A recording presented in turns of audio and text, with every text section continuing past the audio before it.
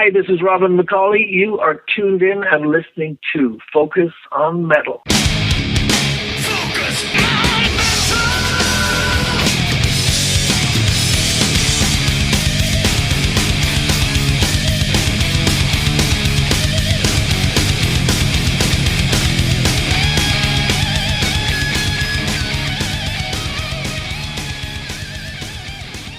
Hey, Metalheads, Scott Thompson here, welcoming you to another episode of Focus on Metal. And this week, the ID on the front matches the content within. That's right, Robin McAuley joins us once again this week as we talk to him about his third solo album that came out on February 17th. It's entitled Alive, and it was brought to us via our friends at Frontiers Records. And hey, Frontiers Records friends, if you're listening, where the hell's my vinyl? I was fortunate to be in possession of the CD version because I bought both the CD and the vinyl, so I've actually been able to listen to this, but I am still waiting very impatiently for the vinyl to roll in. And yeah, it seems like a trend lately where the vinyl lags months and months behind the CD.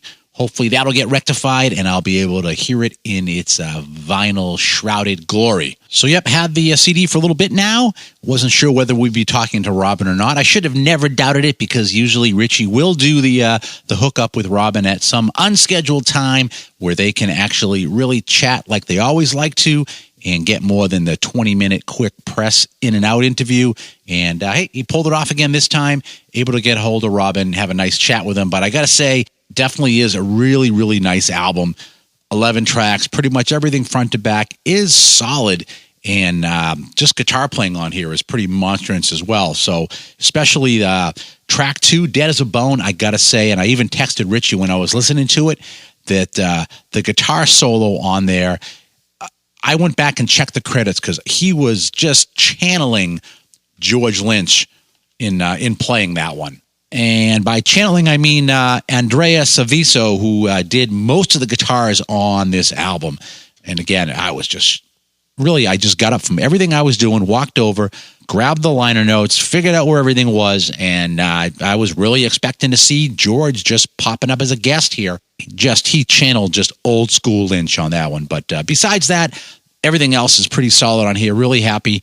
And again, I want my vinyl. It's definitely at some point, I predict, gonna hurt some of the vinyl sales with pre-sales and stuff on vinyl with some of these weights. I'm actually waiting for a Motorhead Sacrifice on vinyl that I've been waiting for since June of last year, and they keep pushing the release date back. The last one I had was end of February, and here we are in the middle of March, and still nowhere in sight. And I mean, come on, at some point, people are just going to be like, fuck it, I'm not going to pre-order. I'm just going to wait and see when it eventually shows up on a shelf somewhere. And that, I think, is going to hurt vinyl sales overall. Mr. Coverdale, are you listening? Because I, of course, bought the brand new Anniversary Still Good to Be Bad box set and that stellar-looking blue vinyl, and I hope that it actually rolls in here in April. I'd hate to have people have a bad taste in their mouth over yet another awesome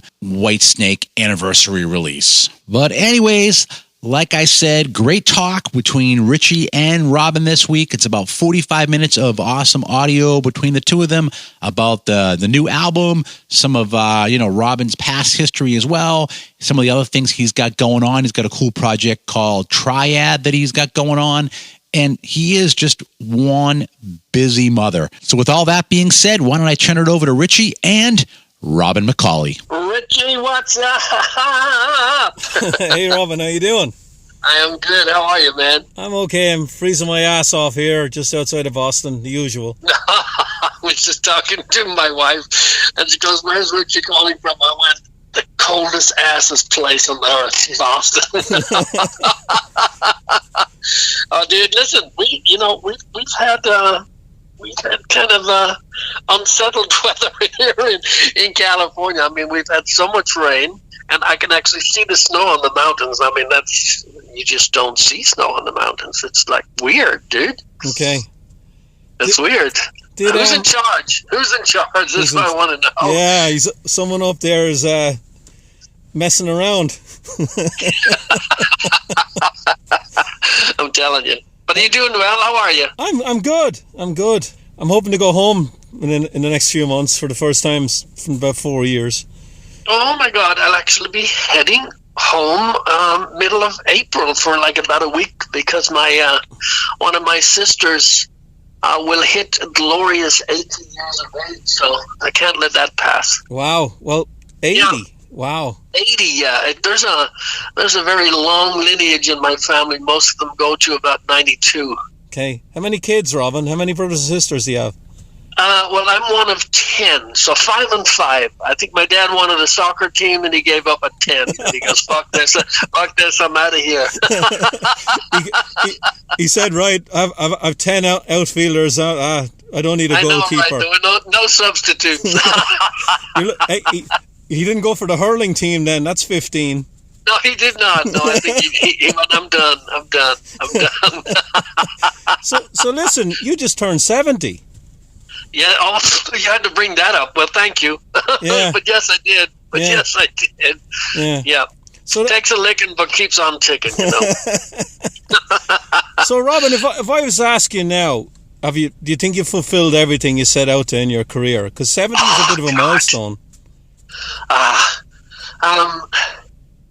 I don't know. Do we ever really know? I mean, I think we all, you know, secretly, quietly go, well, if I ever do that, I hope I've done this by then. Mm-hmm. I think there's always something more to do. I don't really have a plan. You know, things seem to sort of roll over one into the other. And sometimes the timing is off. Sometimes it's not. Sometimes it's good. You know. Yeah. I've done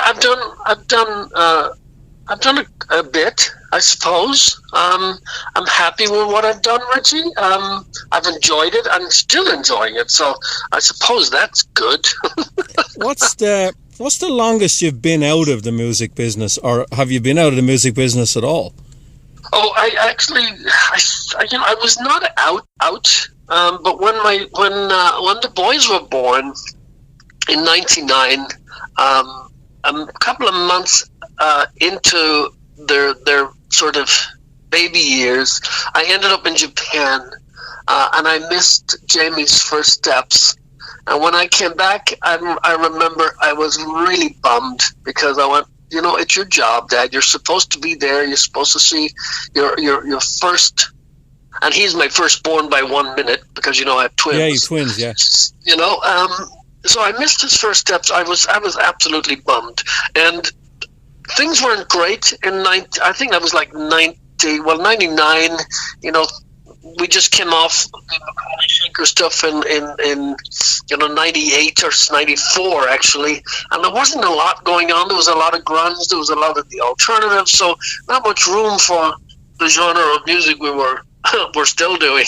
Yeah. There wasn't that much going on. I was doing I did a lot of tribute records, so I didn't really have to leave home.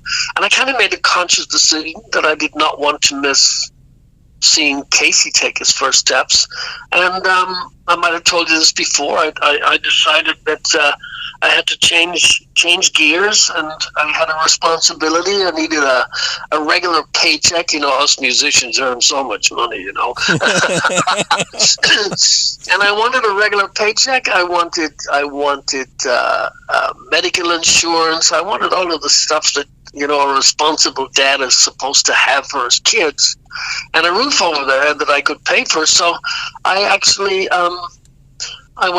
I enrolled in college, and I took courses in graphic design, and I kind of segued straight into a job that I was in for, believe it or not, about 16 years. I became a senior graphic production artist in all of that time. I moved up the ladder. I loved it because it was a little artsy. Never much liked the sitting behind the desk part of it, but I had a pretty good run at the office. And throughout that 16 years, if you will, I did a huge amount of studio recording, got well paid for it, was able to come home every night, and then I joined Survivor in the middle of all that as well, and I was in there for 6 years or something, and maybe if you put the whole thing together, maybe 7 years or something, and I did, the very first, what became known as a solo record, which was never meant to be a solo record, the business as usual. That was always meant to be a record with me and Frankie Sullivan, while he was offering me the gig in Survivor and I was refusing it. And we couldn't find a buyer for it really until Japan took it, and they said, yeah, put it out as a solo. So even in the interviews today, they go, oh my God, you put your first solo out in like 99 or something, and why did it take so long to like put Standing on the Edge and Alive out? And I go, well, it never really was a solo record, it was just something that was sitting there. We didn't know what else to do with it. So that was my break. Not a complete break, but I stayed off the road, stayed off touring. I wanted to be home. And I think the kids were 5 or 6. And I started getting emails from the Survivor camp. Are you done? Are you done hibernating? Are you ready now? And that's basically how I got back into it. And even then, with Survivor, it was sort of weekend warrior stuff. I was never really out. They never toured. They still don't tour, man. 100 years later.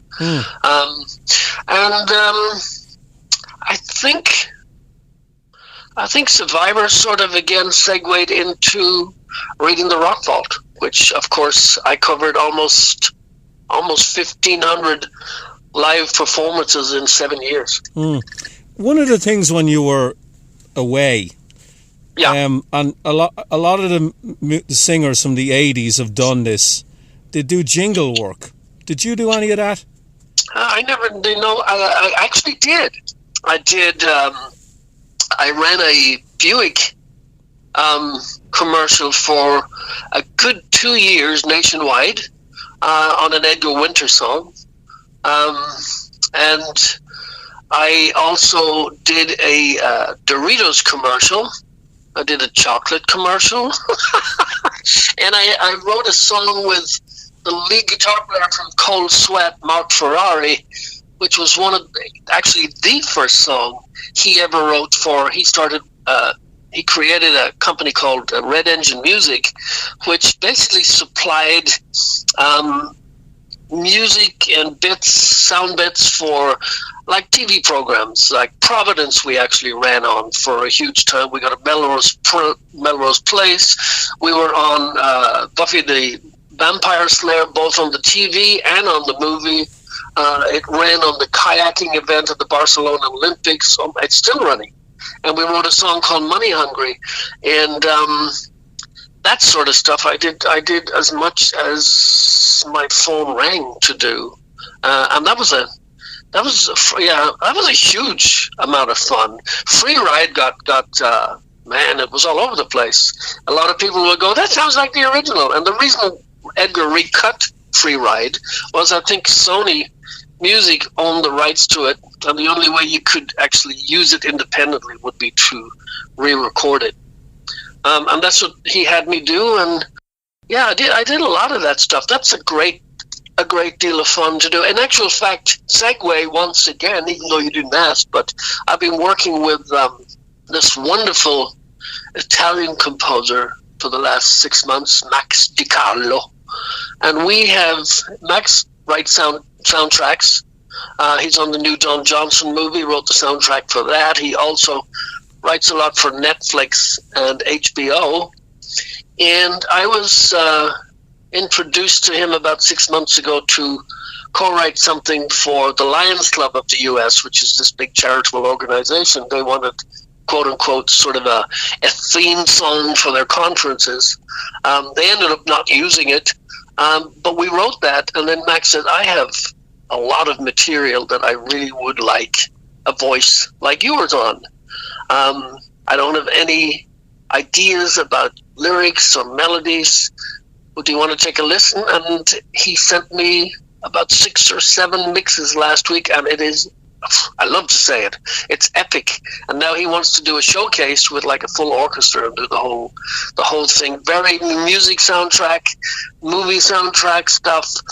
And it's my next that's my next segue. So funny you should ask, but and it's great. It's probably some of the most interesting and fun things actually I've ever done. And I do a lot for escape music out of the UK as well. I'm on a ton of their stuff. Circle of Friends just came out.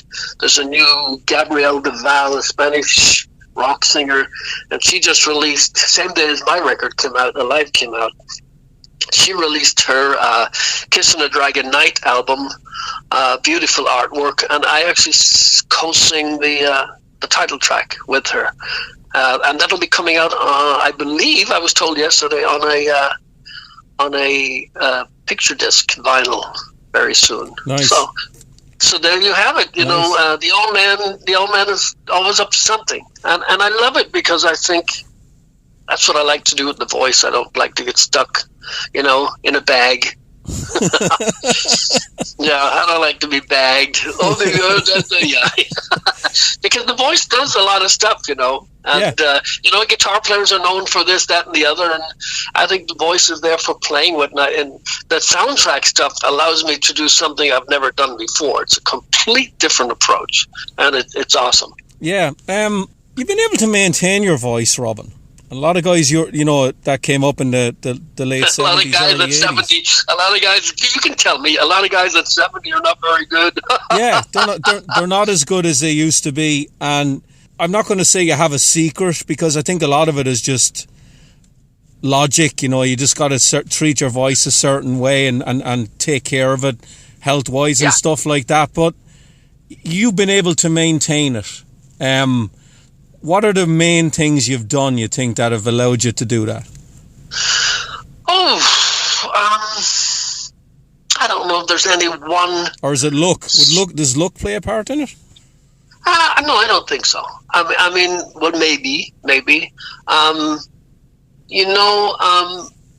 If you're singing like I did with, let's just say, the Vegas show, if you're singing every night, and Vegas is the worst place to sing, by the way. I don't know if anybody ever told you, but they have what they call the Vegas throat, simply because most landscaping in Vegas is basically rocks, because it's desert. It's very difficult to keep everything sort of irrigated. It's very, very, very windy. It's very cold at times at night, but typically every day in Vegas, there's a very heavy wind that just comes out of nowhere. And with that, it whips up all of this dust and pollen and what have you. The air is particularly dry in Vegas. So if you're performing 5 nights a week like we did, at 1.6 nights a week, then there's a huge responsibility, especially if you're singing every night, to keep your voice in check. I mean, if you read anything about Celine Dion or even Bon Jovi, who had lots of residencies, all of the residencies require certain things when they do a residency in Vegas for their voices, because it's extremely difficult to deal with the dry air. So there I would religiously use humidifiers in my room at night. I would have facial steamers with me all the time, constantly keeping everything moist. That's a huge help. I typically do that on tour. I have a facial steamer that I take with me. It's very easy. It fits in your suitcase, and it's basically water. Nothing, no magic ingredient in there. It's just steam, hot steam, and you inhale it. It keeps your sinuses, it keeps the back of your throat, it keeps your vocal cords moist, lubricated. Very, very important. I don't like smoky atmospheres. I've never smoked in my life, so that's a that's a public enemy number one. That would have been a problem for you years ago, Robin, with the venues, though, the smoking. Yeah, well, of course, it was awful. Yeah. It was awful. And Vegas is not friendly. I mean, they don't sing in the smoke in the showrooms, but invariably, you have to go through the casinos, or after a show you would do a post-show signing, and now you're exposed to, and so people, it's not their fault, but they don't understand. They'll come up and want a photo, and they'll throw their arms around you, and they're smoky, and they just don't get it. It's like, it's like, back away from the vehicle, man. Because it's my job. It's my responsibility, and of course you have producers out on the floor every night listening to your performance and making notes. So you have that, and you have a different audience every night, and they pay money to see a show. They don't need to hear an excuse. I've lost my voice. They don't need to hear that. So consequently, you have a revolving door of artists who have to be able to step in at the last minute, because we're only humans. We do get sick. We try not to, but we do. And when that happens, somebody needs to. It's like a sub on a team. Somebody needs to jump in when somebody broke their leg. So we do that. I take as much care as I possibly can. Probably when I get off the phone with you, I won't speak with anybody for the next 4 days. Blame the other. Yeah, you'll be blaming the other Irish. That Irish guy. And I think maybe a sense of humor as well maybe comes with. I don't know. I think, and I record a lot. I'm recording now. Yeah. I'm recording 2 or 3 nights a week for different projects that people go, can you co-write this for me, and can you sing it, and yada yada. And so I get to do different things that is not like my own record. It's a different kind of material. So that way you keep your voice very active, and you sort of move around the scales, because it's something a little different every time. It's very interesting. I love it. I love it. I still have a great deal of fun doing it. Yeah. So I hope that answers your very short question. Yeah. Now, Robin, I don't know whether you're doing Raiding the Rock Vault anymore, but I want to ask you, you did out of all this, you did that show for a long, long time. Yeah. Who's your best friend or friends in it that you maybe didn't know when you started it? Oh, well, I'd never worked with.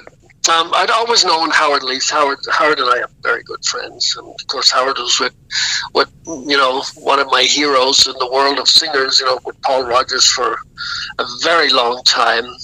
Got to meet Paul through Howard. Only saw Howard recently, actually, on Super Bowl Sunday. Howard and I became even greater friends. Howard always says, I got in there because you were there. And that was the only reason I did it.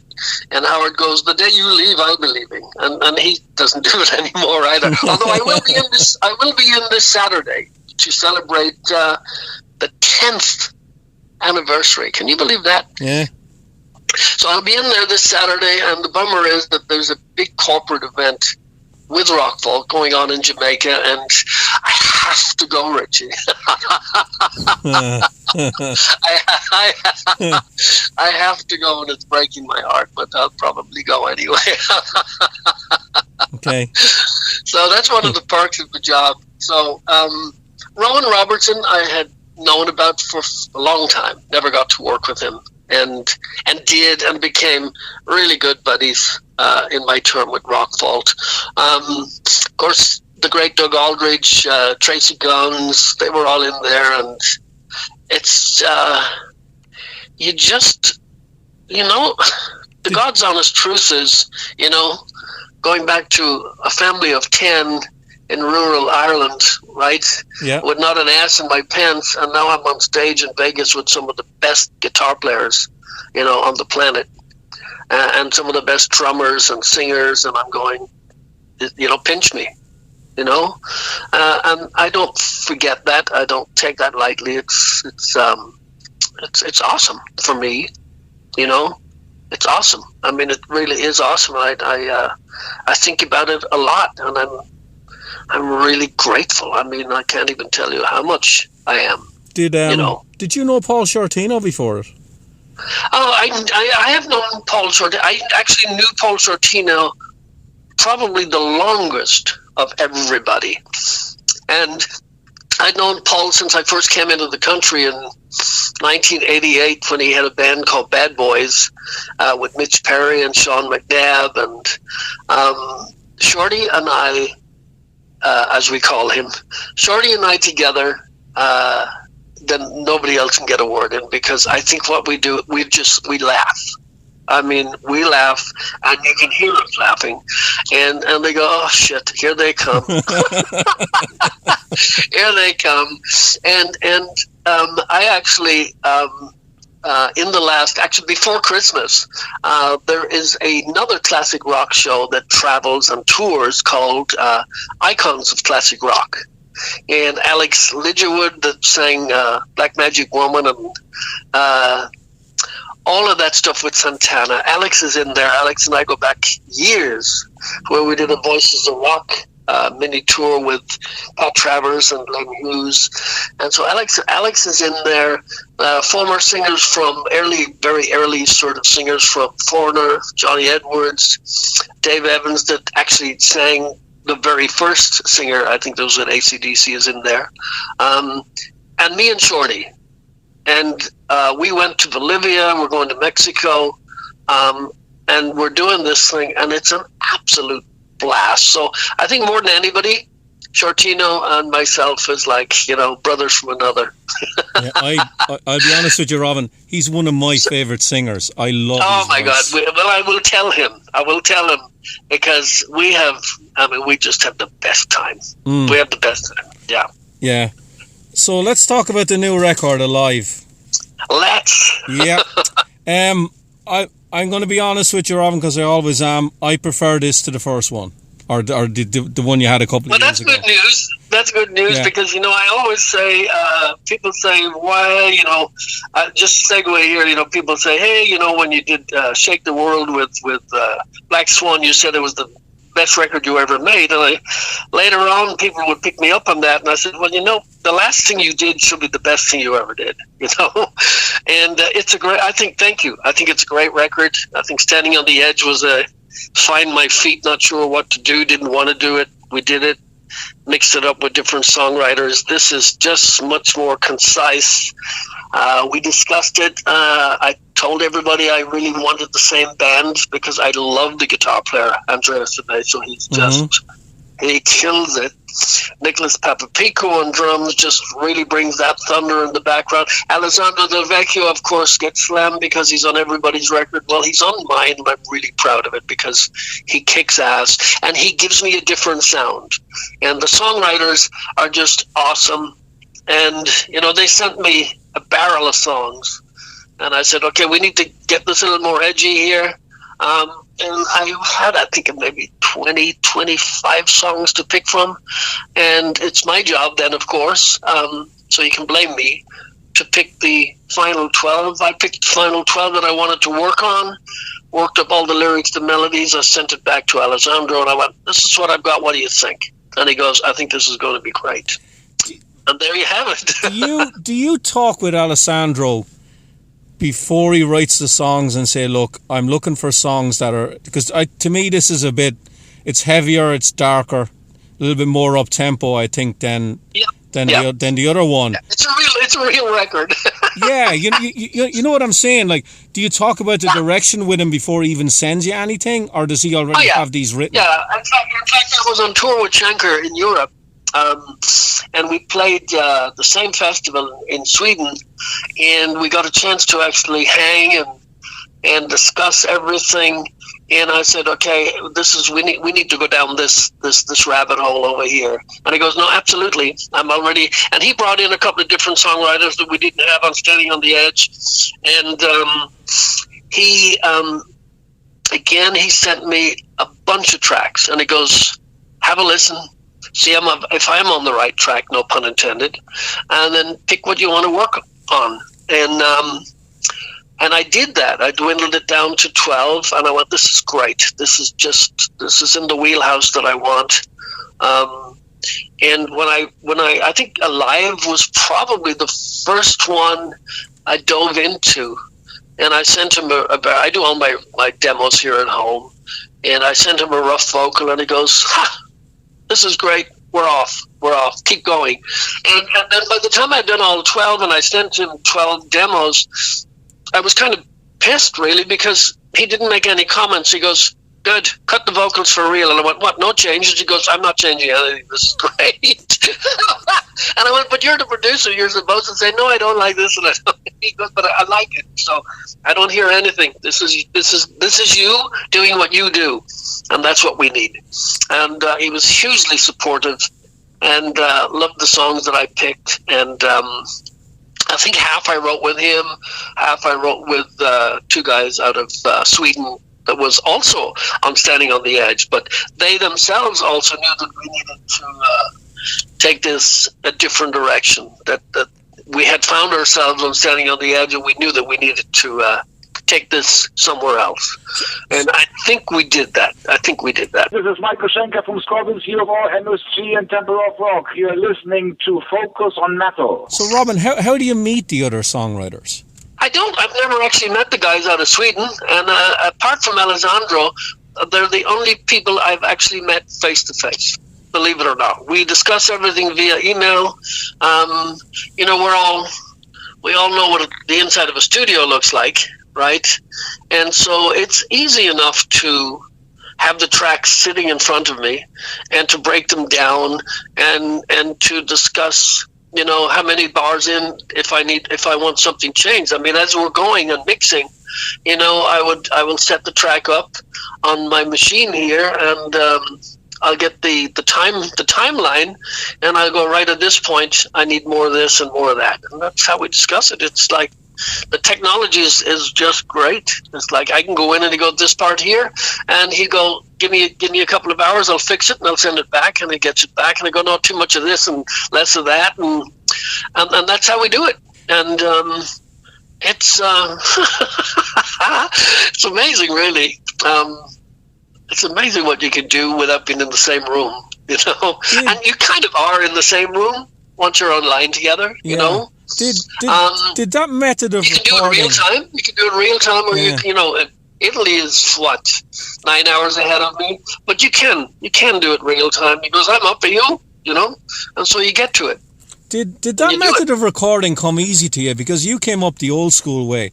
You're in the studio, you got, I don't know, is this chemistry thing overrated when you're all in the same room? Because now everybody's doing it all over the world, and they're all in different parts of the world. Because it's kind of the only thing that's available, because logistically it's it would cost a fortune. Let's start there. Yeah. It would cost an absolute fortune if, just for me to record my vocals, I had to fly to Naples or Milan, and it would, and hotels and flights, and just because I want to record something with the producer, I don't need to. They send what we call the stems. They send the stems to the studio that I work in, and I only record the vocals. I have a studio very close to me, and Andy Zuckerman, who's a great studio engineer, owns his stuff. I'll spend maybe a Sunday afternoon, go with Andy, and I go, this is what we're doing. Let's break out the mics, see what we think we will use on this. He'll get us set up. We'll pick a time, and I'm ready to go when I come back into the studio. There's no messing around. I don't spend really any more than about 2 hours. As Andy says, if you don't have it in 2 hours, go home. And it's true. But I come in with everything mapped out pretty much. I know because I've done the demos and I know what I'm doing. And then he gets the stems in, which is every single track that's on that, from drums to bass to keys to guitars, rhythm guitars. And everything is separated. So when I'm recording, I can choose the level of anything that I want to hear. If I don't want any guitar at all, I can tell them to mute the guitars. If I don't want any keys on there because I don't want to hear them, we can do that too. And I can just sing with just a basic rhythm guitar, bass and drums. And I can record it that way if I want. And then, of course, when you go back, you're mixing, you bring the whole thing back in. And, we by the power of technology, we send all of those tracks through the universe, and they land on Alessandro's laptop, and then he sticks them up on his mixing desk, and and off he goes. And it's just great. Yeah. I mean, it's great. I don't know how else we could do it these days, you know. True. It's almost rare, with the exception perhaps of if you're rehearsing for tour, then obviously you need everybody in the same place at the same time. But for the purpose of recording, you just don't need that. And honestly, I don't. You know, people go, "Oh, dude, you missed the vibe when everybody's not in the room." Well, if I was recording vocals, I wouldn't have the band in the room anyway. The tracks would be pre-recorded, and it would be just me in the studio on a vocal day. Unless somebody wanted to come and hang, you know, they'd stay away and have the day off. It's interesting you bring that up, Robin. All the years I'm talking to musicians, sometimes I'll ask them that question when they were recording an album, and like if it was the drummer or the bass player, they'd say, "I just did my tracks in 3 days and I was gone. I didn't want to hang around." Yes, and so you know what I'm saying. It's like if I go in to cut a vocal, chances are there's no drummer or guitar player or keyboard player in there because they're going, "I'm out of here, dude. I'm taking the day off. Go do your stuff. You don't need me. See ya." Yeah. Yeah. And that's how it is. So I wouldn't have them there anyway. So I don't need them there now. Love them all dearly, but it's not necessary. You know. How involved, Robin, are you in the mixing? Like, do you get a lot of rough mixes from Alessandro? Yes. Yeah, Okay. I get the rough mixes. I mean, oh my God. Actually, it's a good point because I have, even as I'm sitting in front of my laptop right now and I'm looking at rough mixes because I have files. I have really, really rough mixes of Standing on the Edge that I really don't need anymore. I just keep them for, you know, so I can go, "Oh, is that how it sounded right at this point?" So I get the rough mixes in.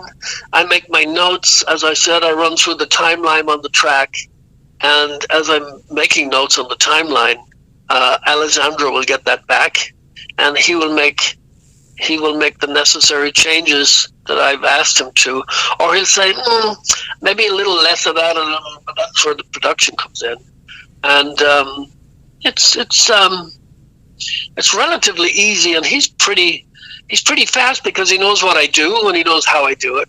So he locks in pretty fast and gets it done. I'll be honest with you, Robin. I don't know how he does it because he's working on so many I don't think anybody Honest to God. I'm like, and furthermore, at the beginning of the year, Richie, he actually became a dad. So I have no idea. I don't know how he does that either. yeah, because he's on so much stuff on that label.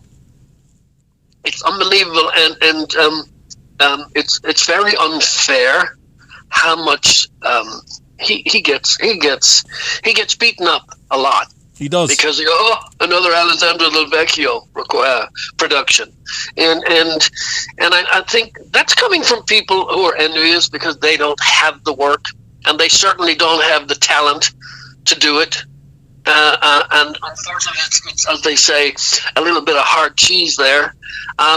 He does it, and he absolutely loves doing it. And he knows that he gets a lot of shit thrown at him, but he does an amazing job. He's a multi-talent. He's a great singer. You know, he's a great bass player. He's a great keyboard player, engineer, and production. And of course, my guitar player on the record, Andrea Ceveso, is also an excellent studio engineer. You know, and so these guys are not just fly-by-nights. These guys are deep into the music. They are very, very good at all of the facets that are involved to complete a recording. It's completely objective, of course, to whoever is listening to it, because you go, "Well, I don't like it," while the other person goes, "I think it's great." So you're just not going to please everybody, because, you know, I always think if that's not your kind of genre, why are you listening to it only for the purpose of criticizing it, right? Yeah, I think we're with Alessandro, and again, Robin, I'll be honest with you, I love a lot of what he does, but I think where one of the parts of the criticism comes from him is he'll get these guys together who are name guys who've written albums in the past, and they won't really write on the album that they're on. He'll write all the songs. I think that's where some of it comes from. No, I don't think I know you're exactly right. I think maybe, I hope I don't speak out of turn here. I think that's probably because the label wants to retain the rights to all of the songwriting. Yeah. And so if you don't involve the quote unquote the artist, and they have a label guy. Okay, I don't mean to diss him here, but if they have a label guy, whether it's Alessandro or somebody else, write the material, and they're happy enough, the artists are happy enough to record it for this particular album, that's ultimately a choice that artist will make. He'll go, I'm not doing that. He doesn't have a choice, doesn't have to do it.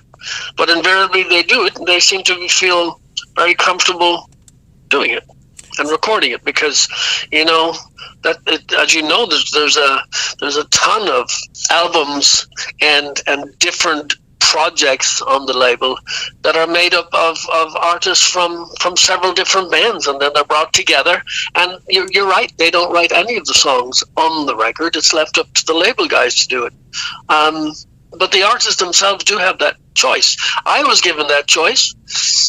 Shall I send you 12 finished songs and you just sing them? Or would you like to write your own lyrics and your own melody?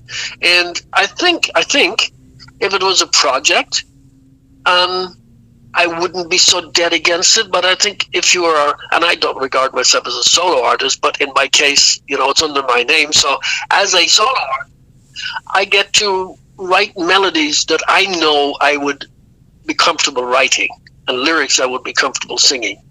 And it's more of who I am than I have a ton of songs. As I told you, I sing for like escape music, where they just send me a track and I record it.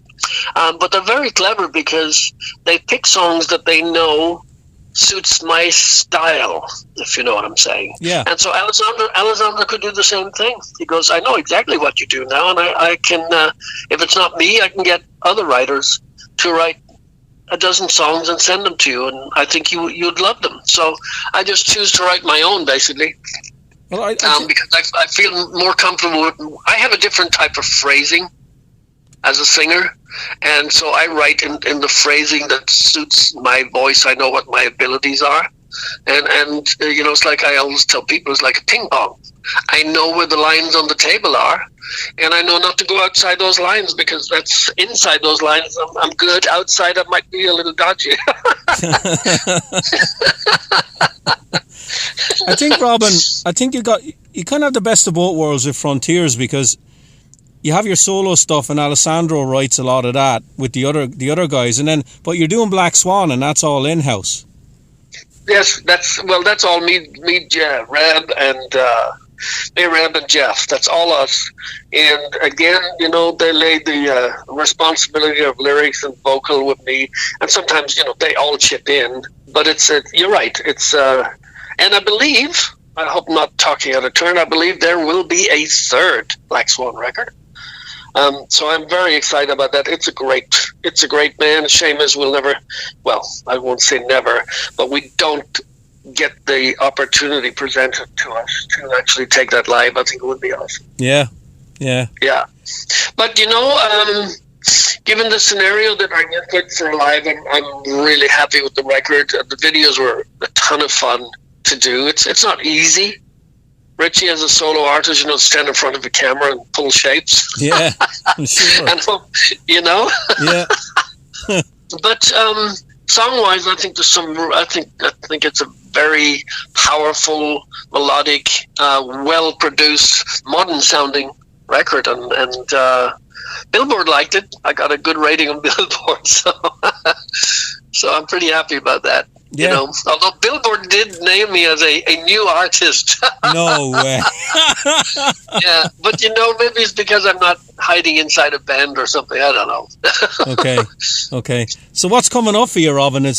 You're not doing Schenker anymore at all, are you? No, there's no plans to do any Schenker stuff. I'm hoping to take this live at some point in the year.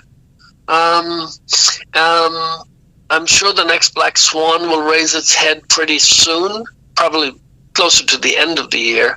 I will be hitting the road with the Icons of Classic Rock in whatever country they send us to.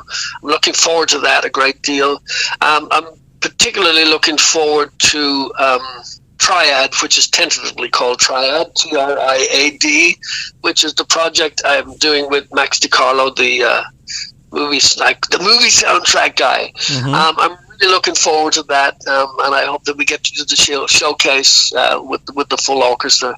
That will be a great venture for me. Really looking forward to that, and maybe another solo record by Christmas. Well, the frontiers, they seem to be with you now. It seems to be Black Swan one year, solo the following year, Black Swan one year. People have been going, dude, have you ever actually been this busy?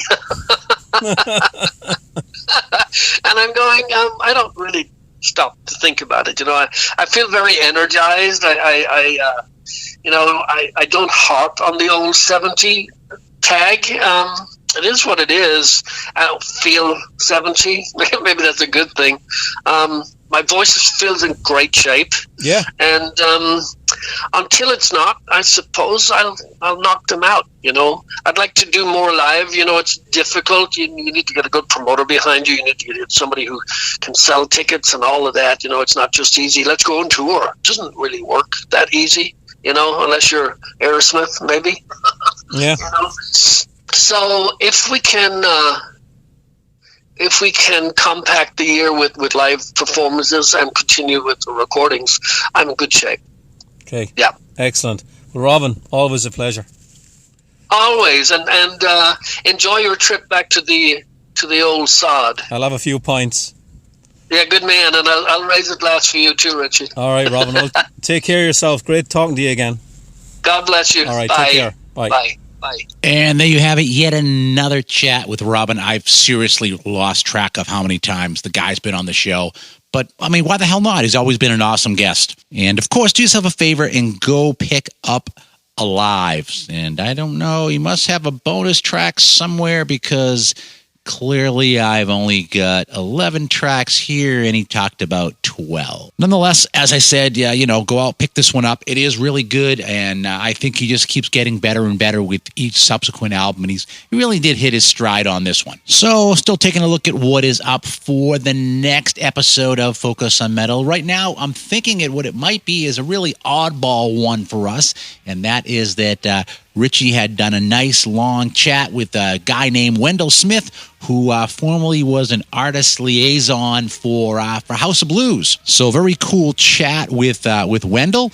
And, I think Richie got to delve in a little bit in some of his unknown stuff about what goes on behind the stage. And I definitely say that, even though Wendell talked about it being, having a job, getting to hang with rock stars, that is one of those backstage jobs that I never wanted to have.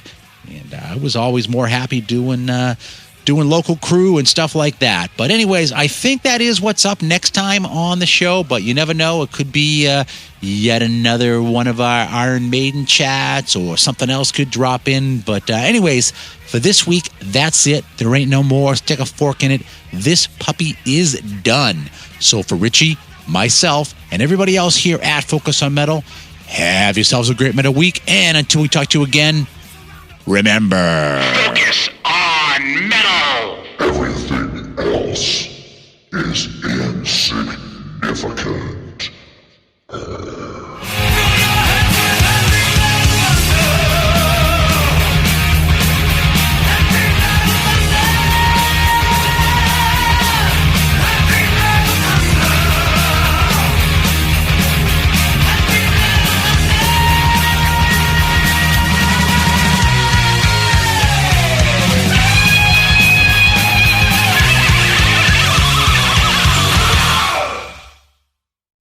You're still here?